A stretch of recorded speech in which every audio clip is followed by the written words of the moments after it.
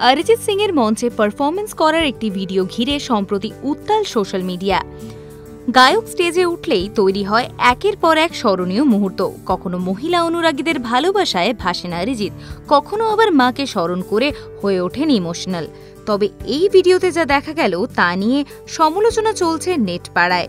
মঞ্চের এক প্রান্তে দাঁড়িয়ে গান গাইতে গাইতে নেল কাটার দিয়ে নখ কাটছেন অরিজিৎ।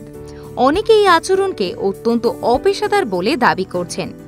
ভিডিওতে নেতিবাচক প্রতিক্রিয়া জানিয়ে একজন মন্তব্য করেছেন, অত্যন্ত অপেশাদার।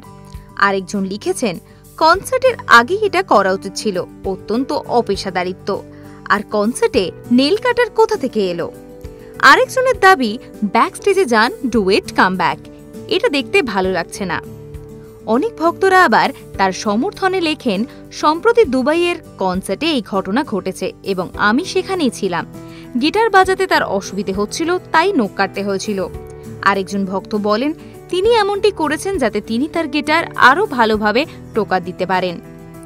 অরিজিৎ সিং সম্প্রতি ইমতিয়াজ আলীর অমর সিং চমকিলা ছবির বিদা করো গানটি গেয়েছেন।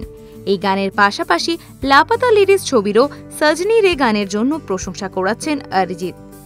এদিন জিয়াগঞ্জে স্কুটি চালিয়ে ভোটদান কেন্দ্রে পৌঁছালেন অরিজিৎ। শত ব্যস্ততার ফাঁকেও নিজের নাগরিক দায়িত্ব পালনে তৎপর শিল্পী। এরকমই আরও অনেক ভিডিও দেখতে নজর রাখুন আমাদের চ্যানেলে। পাশে থাকা বেল আইকনটি ক্লিক করতে ভুলবেন না।